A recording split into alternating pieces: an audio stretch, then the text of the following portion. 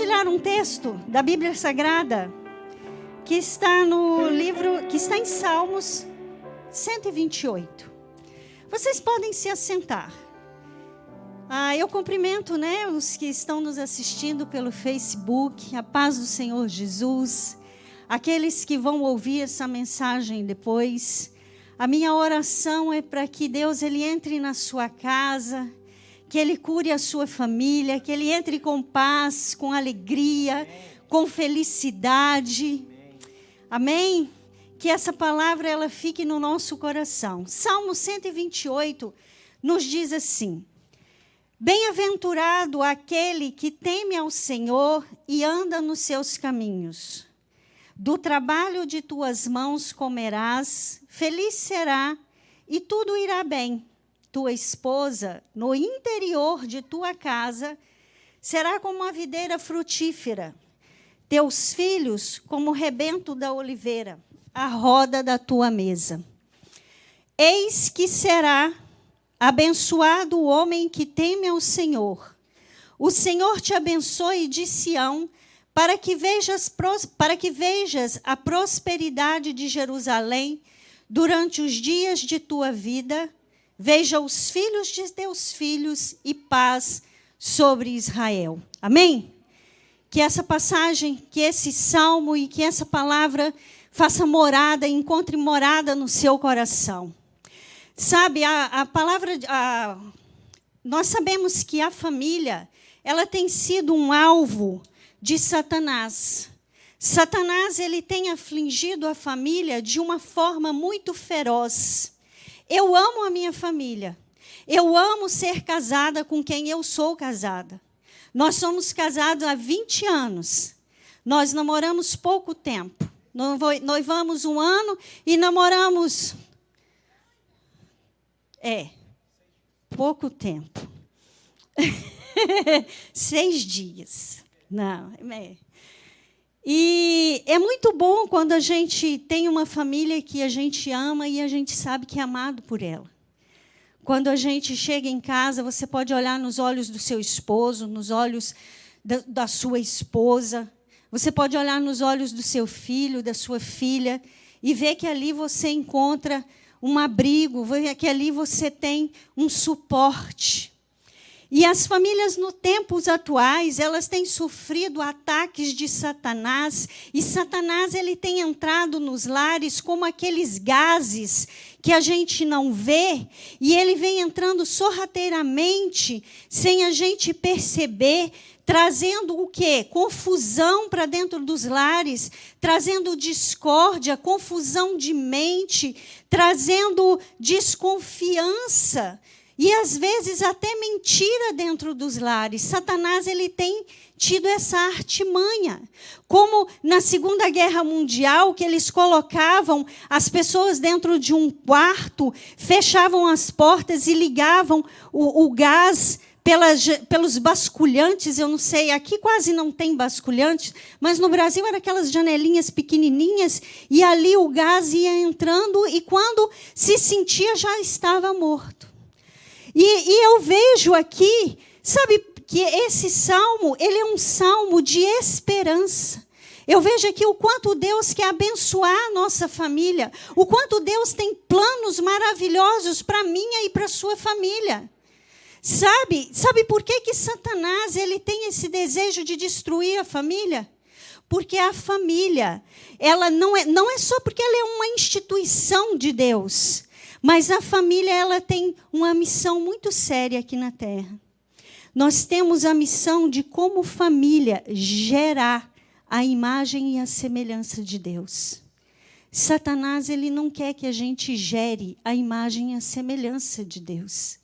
E nós temos a missão de, além de gerar a imagem e a semelhança de Deus, transmitir para os nossos filhos as boas novas.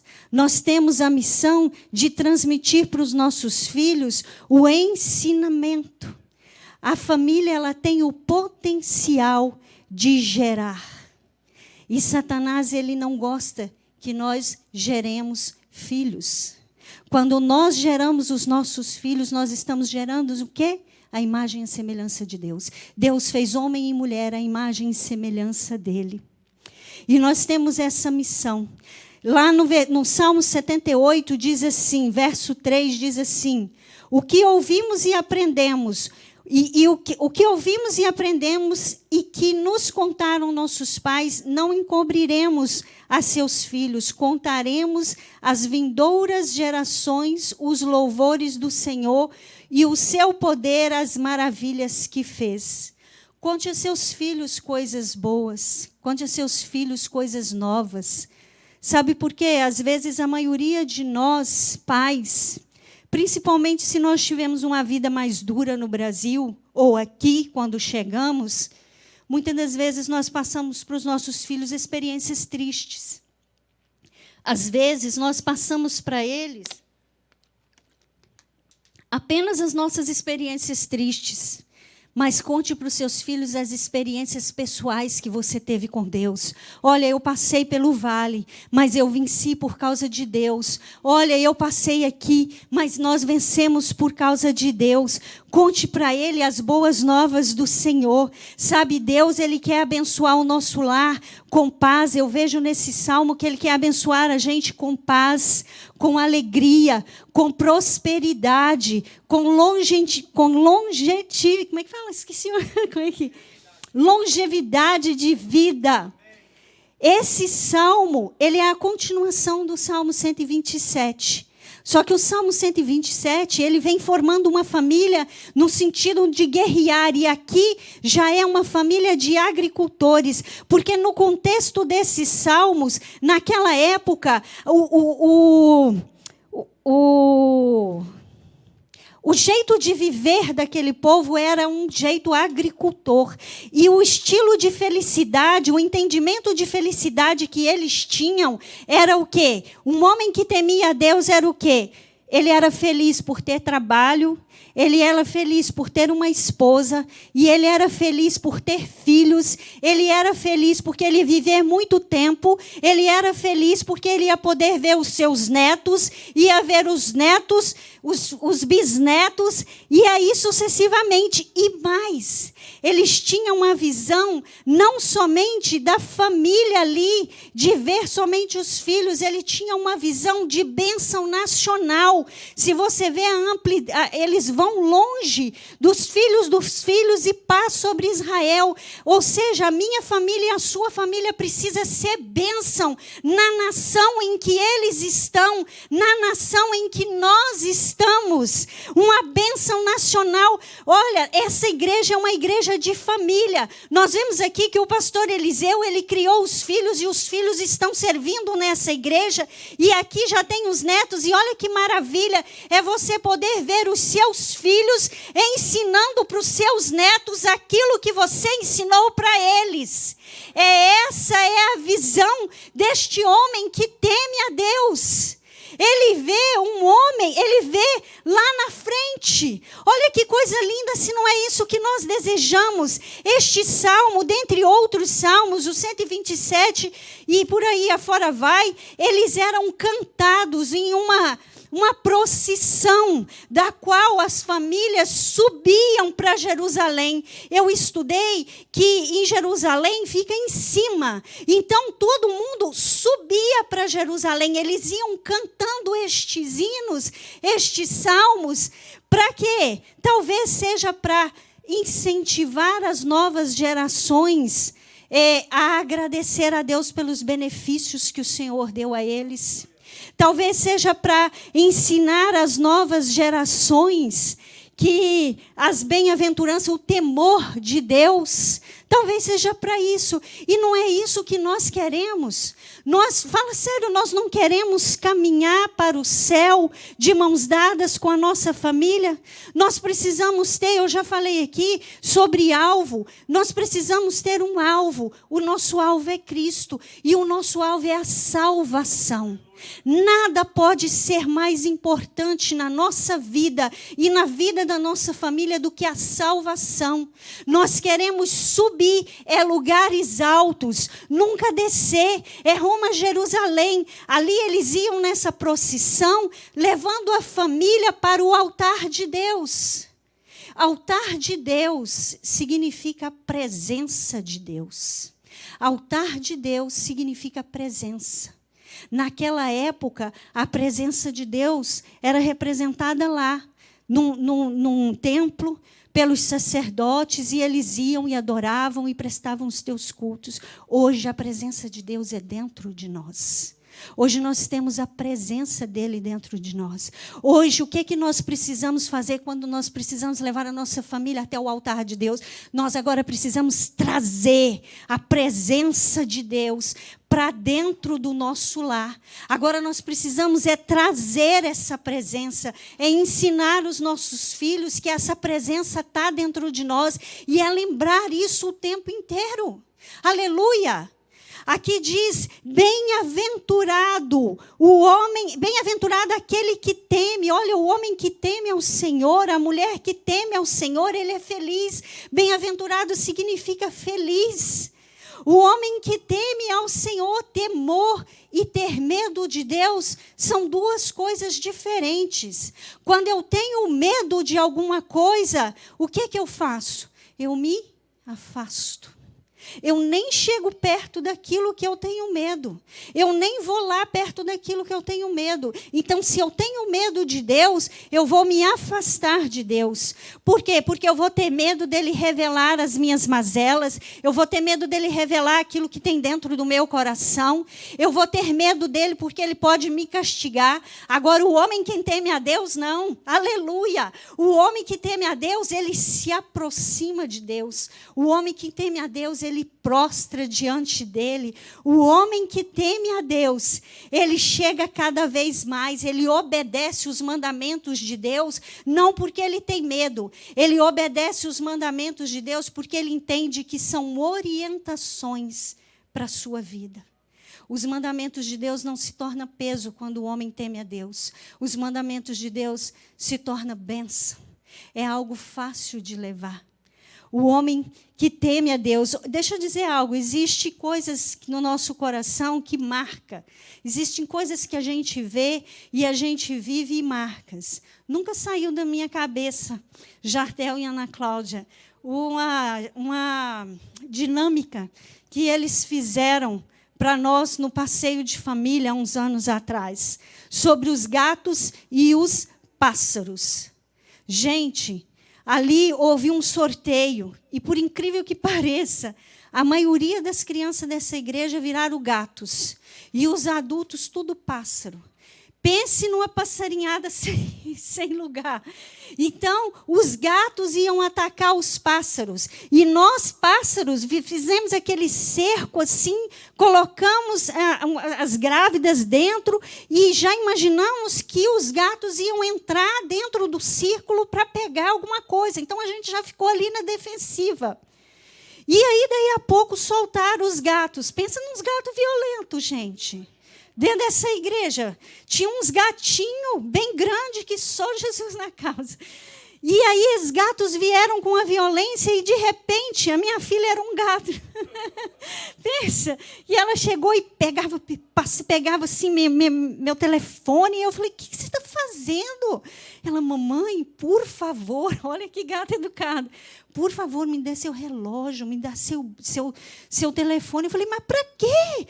Aí que eu me toquei. Os gatos não queriam entrar dentro da roda. Eles estavam roubando de nós, eles roubaram de nós, inclusive até um curativo do dedo no Samuel foi roubado. Samuel estava com o dedo cortado e daí a pouco ele, cadê meu curativo? E alguém lá na frente, o que é isso aqui, gente? Roubaram até o curativo do dedo dele, sapato, enfim, tudo. E aí eu entendi, eu fiquei olhando aquilo e entreguei o que eu tinha que entregar, porque senão eu ia ficar sem orelha. Aí eu peguei e falei assim, uau, Satanás, ele é sutil. Às vezes nós estamos pensando que ele quer pegar coisas grandes. E, no entanto, ele vem entrando com esse jeito de gás.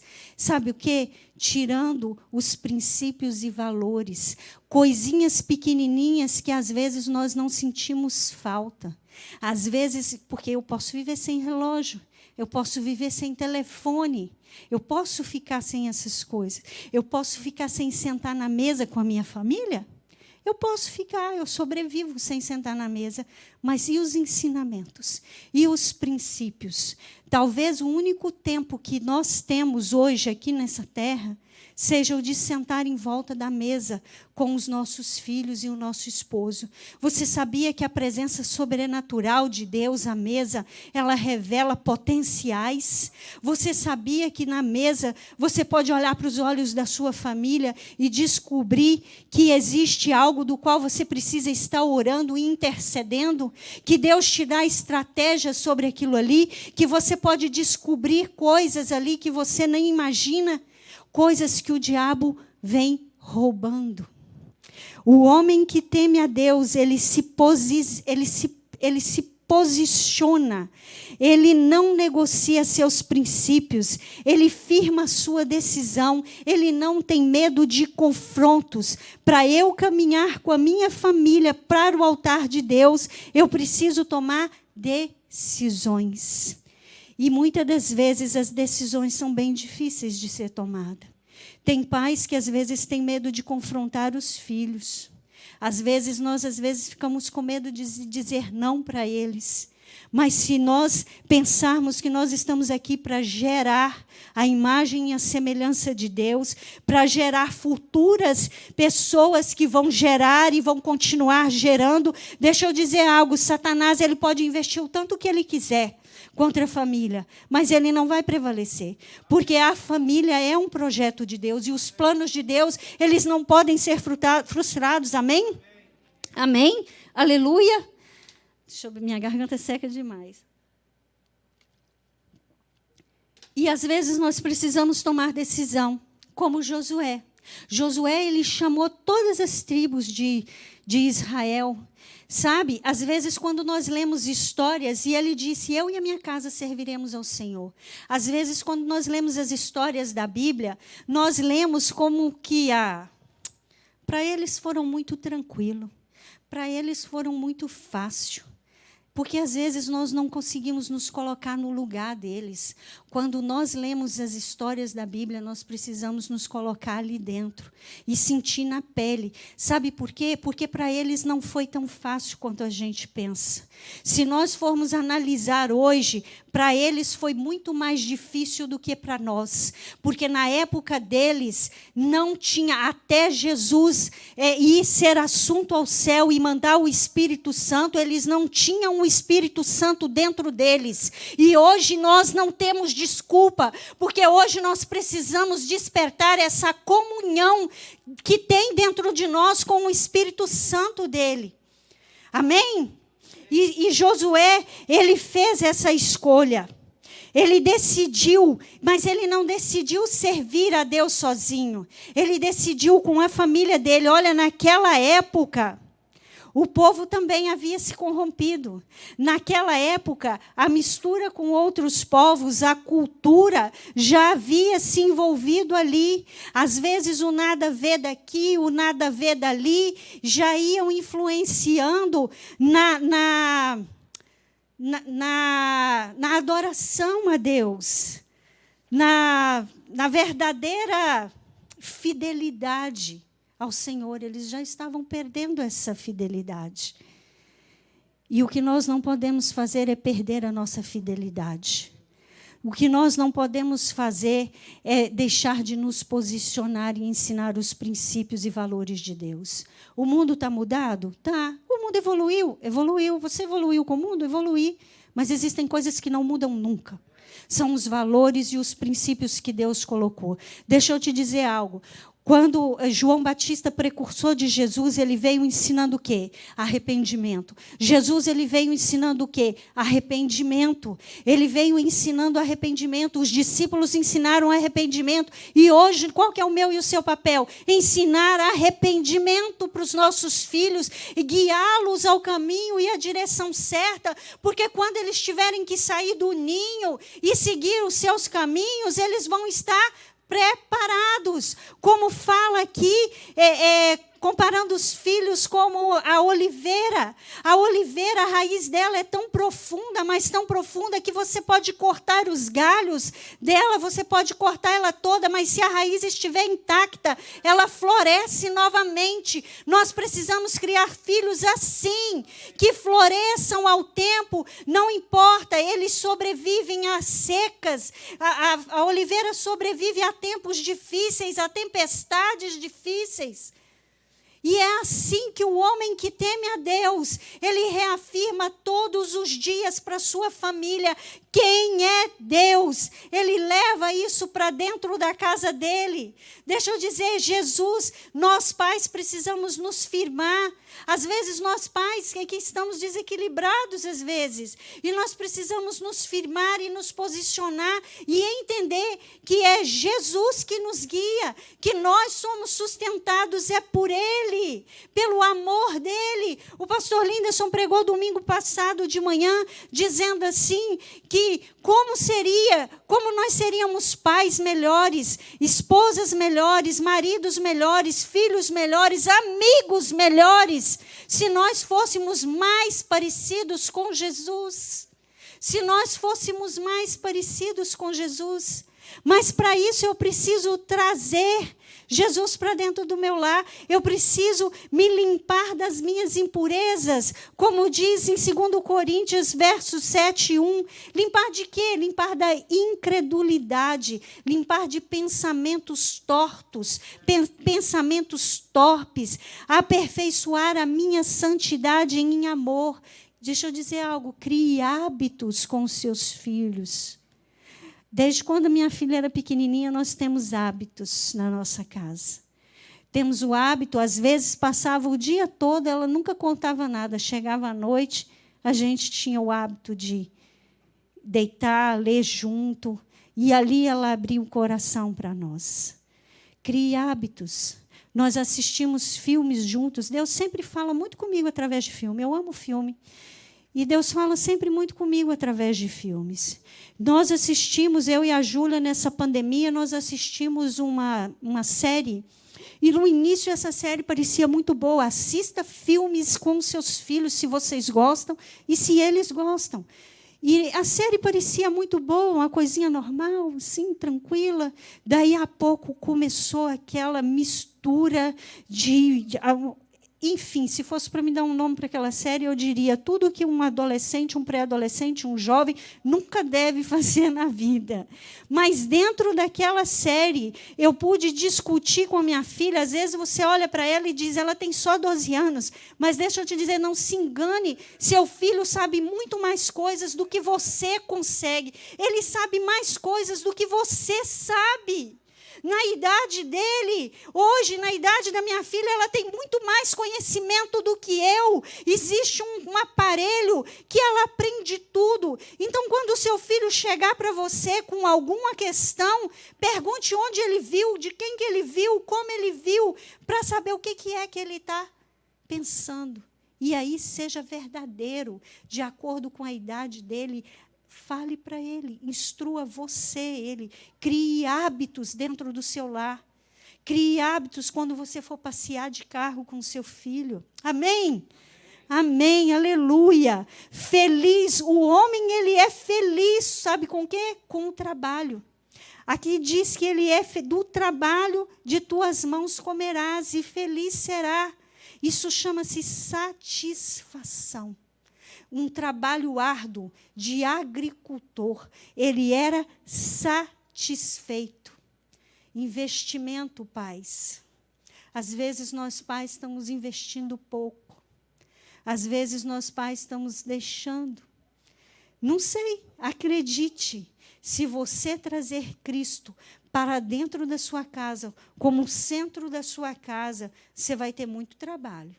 Mas eu te garanto, que feliz o seu lar é. Agora, qual tipo de felicidade nós estamos ensinando para os nossos filhos? O que é ser feliz para você? Augusto Cury, ele disse assim, que ser feliz é deixar de ser vítima dos problemas e ser autor da sua própria história. É deixar de ser vítima dos seus problemas e deixar Deus dirigir a sua história e deixar o Espírito Santo dirigir a sua história. Às vezes nós nos fazemos vítimas das situações e não estamos conduzindo porque nós entendemos que felicidade é só material e, no entanto, o que nós precisamos pensar é na salvação. O mais importante é eu, você e a sua família e a minha família ter o nosso nome escrito no livro da vida. Isso é o mais importante, isso tem que ser o mais importante para mim e para você. Deus tem propósitos individuais para cada um de nós? Ele tem. Só que o que Deus tem para mim como propósito, eu não posso cumprir se o meu marido não se encaixar. O propósito que Deus tem para ele não vai cumprir na vida dele se eu não me encaixar. Abraão tinha uma promessa. Ele tinha a promessa de ser pai de muitas nações. Mas se Sara não encaixasse ali, ele não teria o cumprimento dessa promessa. E vice-versa. Nós precisamos entender que os nossos propósitos, eles vão cumprir, mas juntos. São unidos. Deus não criou uma família, Deus não te deu uma família para um ir para o lado e o outro ir para o outro. Nós temos que estar sempre não precisa ser o mesmo propósito, mas é completando o outro. Isso é família. Feliz é o homem, ele é feliz, e a tua esposa, verso 3, tua esposa no interior da tua casa. Mulheres, é no interior da casa. A mulher, ela precisa gostar da casa. Ela precisa gostar de arrumar a casa. Ela é considerada aqui como a oliveira. A oliveira, ela produz a uva, o vinho que seria produzido. E isso traz o quê? Isso significa o quê para nós hoje? Para eles aqui, eram muitos filhos. Mas para nós hoje, o vinho, ele aponta para quê no Novo Testamento? Para felicidade, para alegria, para satisfação, para riqueza, para suprimentos de necessidade. Mulheres, nós precisamos gostar da nossa casa, de limpar a nossa casa, de deixar a nossa casa em ordem, de deixar a nossa casa um ninho. Eu me lembro que eu li certa vez a Ruth Graham, esposa de Billy Graham, ela disse o seguinte, quando uma filha questionou por que ela não viajava sempre. Ela dizia assim, eu preciso deixar a nossa casa um ninho, para quando o papai voltar, ele ter aonde ele descansar. Mulheres, não adianta, nós trabalhamos fora, trabalhamos árduo mesmo, mas a nossa casa, nós temos que gostar dela. Nós temos que gostar de servir. Sabe aquela tesoura que nunca para na gaveta da tesoura? É muito bom você ter que caçar aquela tesoura toda vez. Mas é você quem sabe. Uma mulher sabe tudo o que tem dentro da sua casa. Tudo o que tem dentro da sua casa. Porque ela precisa gostar da casa. É no interior da casa. Às vezes você pode dizer assim, Suede, eu tenho chorado pela minha família. Em algum momento, algum dos meus filhos se perdeu. O meu esposo não voltou. Eu tenho chorado. Deixa eu te dizer algo. A palavra de Deus diz que um anjo, ele recolhe as nossas lágrimas em um odre e apresenta para Deus. O odre, ele é o quê? Ele se colocava o vinho novo ali dentro e ali ele passava por um processo. E um processo de fermentação para vir o vinho depois fermentado. Para vir depois a alegria. Sabe o que eu entendo aqui? Que as suas lágrimas estão dentro de um odre, passando por um processo. É um processo de fermentação pela sua família. É um processo de fermentação. Mas depois, quando ele estiver pronto, só vai ter alegria, só vai ter paz. De repente está sofrido, mas a paz vem, o sofrimento ele se torna em paz. As lágrimas se tornam alegria, porque ela passa no processo do odre. E não é fácil passar por ali. Aleluia! Aleluia, você crê nisso? Aqui ele fala sobre os filhos. Naquela época, ter muitos filhos era ser bênção. Filhos eram bênção, bênção, bênção, bênção. Filhos era bênção? Não, filhos são bênção. Filhos continuam sendo bênção. Mas naquela época, filhos eram bênção e eles também representavam mão de obra. Por quê? Porque como eles trabalhavam na agricultura, quando o pai se cansava, ali tinha muitos filhos. Para quê? Continuar a obra do pai. Isso não te diz respeito a alguma coisa? Eu continuo a obra do pai. Quando eu parar, a Júlia tem que continuar a obra do pai. Quando a Júlia parar, os filhos dela têm que continuar a obra do pai. A obra do pai não pode parar, porque eu envelheci. A obra do pai não pode parar nunca. A obra do pai, ela tem que continuar. Era por isso, filhos representavam mão de obra. Mas sabe o que é mais lindo? Eu estudei, pastor, que os filhos, eles também tinham esperança de que no meio deles nasceria o Messias, nasceria o Redentor de Israel. Então, cada vez que nascia um filho, o pai olhava para ele e dizia: será esse o Messias? Será esse o Redentor de Israel? Será esse o Messias?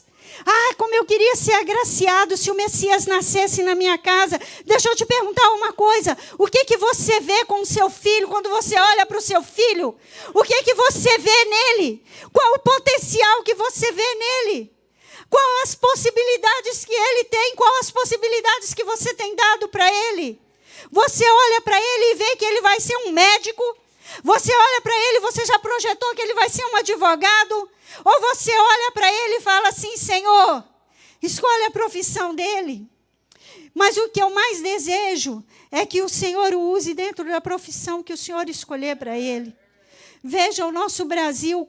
Vê se nós não precisamos de homens e mulheres de Deus no Senado, hoje lutando pelo nosso Brasil, pessoas tementes. Nós precisamos de homens e mulheres em todas as áreas profissionais, independente se são advogados, se são políticos. O importante é se eu estou vendo lá na frente, se o meu filho está subindo, se a profissão que Deus escolheu para ele, ele vai ser usado dentro dela. Ou se ele não estudou, não pode fazer uma faculdade, mas mesmo assim Deus vai usá-lo aonde o Senhor o colocar.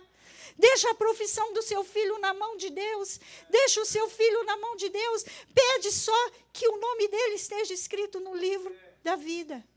Assim como eles pensavam no Messias, pensa assim no seu filho.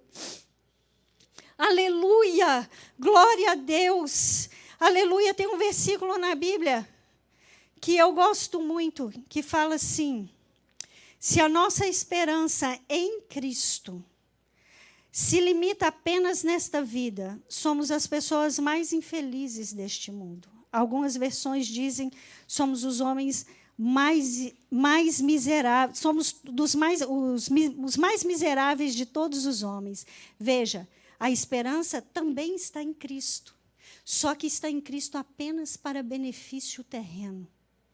Nossos olhos não podem estar aqui, nossos olhos têm que estar lá. Que tipo de vida nós temos programado para a nossa família? Que tipo de vida feliz nós temos ensinados? Quais são os valores que nós temos ensinados para ele? Amém? O povo de Deus, esse é o homem que teme a Deus. Esse é o homem que decide, esse é o homem que escolhe com responsabilidade. Nós precisamos escolher com responsabilidade como vamos viver, como vamos conduzir e como vamos manter a nossa família no altar e na presença de Deus. Nós precisamos ter consciência das consequências das nossas escolhas. Às vezes nós ficamos com medo de confrontar os nossos filhos e depois nós podemos chorar lágrimas de sangue, porque hoje nós não tivemos o tempo de conversar e de ensinar. Decida hoje. Josué, ele disse: decida hoje. Se você decide hoje que Deus, ele governa, você pode dizer assim: Deus, eu quero que o Senhor seja o governante do meu lar. Eu quero que a minha família seja dirigida pelo Espírito Santo. Não esqueça de dizer isso amanhã também, quando você levantar. Porque a decisão, eu já disse isso aqui, eu vou dizer todas as vezes que eu tiver oportunidade. É hoje. Não é ontem. Se é hoje, é hoje. Não se esqueça amanhã de tomar a mesma atitude, o mesmo posicionamento. De manhã, quando você levantar, você dizer: Deus, obrigado porque eu posso olhar para os olhos da minha família. Obrigado porque nós estamos juntos. Hoje dirige a nossa vida. Hoje governa a nossa vida. Você pode se pôr em pé. Eu já estou acabando. Todos os dias, essa é a nossa escolha. Escolha que a nossa família ela vai ser influência no futuro. A nossa família ela vai influenciar nações. Nós não sabemos aonde os pés dos nossos filhos vão. Às vezes o nosso vai chegar só até aqui. Mas a família ela tem que estar junto. Eu vi um vídeo daqui, da Silvana e do Everaldo, que eles puseram de novo no Face. E quando a Silvana chegou aqui, o encontro deles, eu me emocionei com aquele encontro. Eu achei lindo o encontro daquela família. E ela disse, sim, nunca mais nós vamos ficar separados. Nunca mais nós vamos ficar separados. Sabe, vamos orar para que nunca mais a gente se separe. Se esposos estão no Brasil e não vieram, vamos começar a orar para esses homens chegarem. Se esposas estão aqui sem os seus esposos, vamos orar para que eles venham. Se filhos estão aqui sem pais e precisam deles aqui, que eles venham. Se pais estão aqui sem os filhos, que eles venham, porque eles precisam ser ensinados. Senhor, nós queremos caminhar com a nossa família para o teu altar. Ah, Deus, muito obrigado, Senhor, pela tua palavra. Obrigado, Senhor, porque o Senhor tem nos guiado. Obrigado, Senhor, porque o teu Espírito Santo, Deus, ele rege a nossa vida. Senhor, nós queremos escolher hoje, ó Pai, a nossa família no altar. Deus, muitas das vezes não é fácil nos posicionarmos. Deus, muitas das vezes não é fácil tomar as nossas decisões. Mas eu sei, Senhor, que com o Senhor nós podemos. Senhor, nos dê mais firmeza como pais. Senhor, entra nos nossos lares com cura, Senhor Deus. Senhor, tira todo, Senhor, espírito de pai que se sente às vezes fracassado. Mas Deus, o Senhor não é Deus de fracasso. O Senhor é Deus que restaura. O Senhor é Deus que cura. Deus, se tem famílias aqui, ó Pai amado, que precisam, Senhor Deus, que seu marido venha, que sua esposa venha, que seus filhos venham, ó Pai amado, abra as portas, Deus, encaminhe, Senhor, aquilo que precisa ser encaminhado. Una, Senhor Deus, a nossa família em Cristo, Pai. Deus, em nome de Jesus, se tem familiares, ó Pai, que por algum motivo, Senhor, alguma jornada inesperada, Senhor, desviaram dos teus caminhos, Deus. Senhor, abra as portas, Deus, porque a tua palavra diz, Senhor, que o Senhor quer que todos se salvem. Salva, Senhor, a nossa família. Converta, Senhor Deus, o coração dos pais aos filhos. Converta o coração dos filhos aos pais. Que haja amor entre nós, Deus. Que haja comunhão.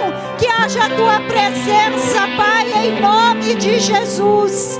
Em nome de Jesus, Deus, que o teu temor caia sobre a nossa casa, Pai. Deus, que o nosso lar, Senhor Deus, possa ser influência para futuras gerações. Em nome de Jesus. Amém, amém, aleluia.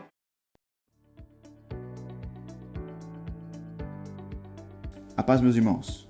Esse é um vídeo instrutivo de como dizimar e ofertar gratuitamente usando o aplicativo Zelle. Vários bancos já usam o Zelle dentro do seu próprio aplicativo para transferências de dinheiro. Mas, se o seu banco não usa Zelle, você pode baixar o aplicativo gratuitamente na sua loja de app para Android ou iOS e transferir do mesmo jeito. é bem simples realizar a transferência via Zelle. Primeiro, você deve abrir o aplicativo do seu banco. No nosso caso, nós estamos usando aqui o aplicativo do Bank of America. Em seguida, você deve procurar no aplicativo o ícone do Transfer Zelle. No nosso caso, está aqui na parte inferior da tela, e tocar nesse ícone. Logo em seguida, você vai tocar em Send, e então você terá que inserir os dados da igreja. Bom, para fazer essa transferência, basta você inserir o número de telefone que está vinculado à conta da igreja. No nosso caso, o número é o 617-543-6073.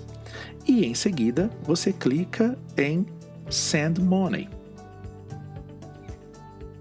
Bom, agora você vai poder conferir o número de telefone que você digitou e logo abaixo o nome da nossa igreja. Bom, está tudo certo. Agora você insere o valor que você quer enviar como dízimo e como oferta. Logo depois, você clica em Continuar. Aqui nós temos todas as informações da sua transferência, o valor, o número do telefone e o nome da nossa igreja. Na parte inferior aqui da tela, você pode tocar em Send. Pois bem, é isso daí.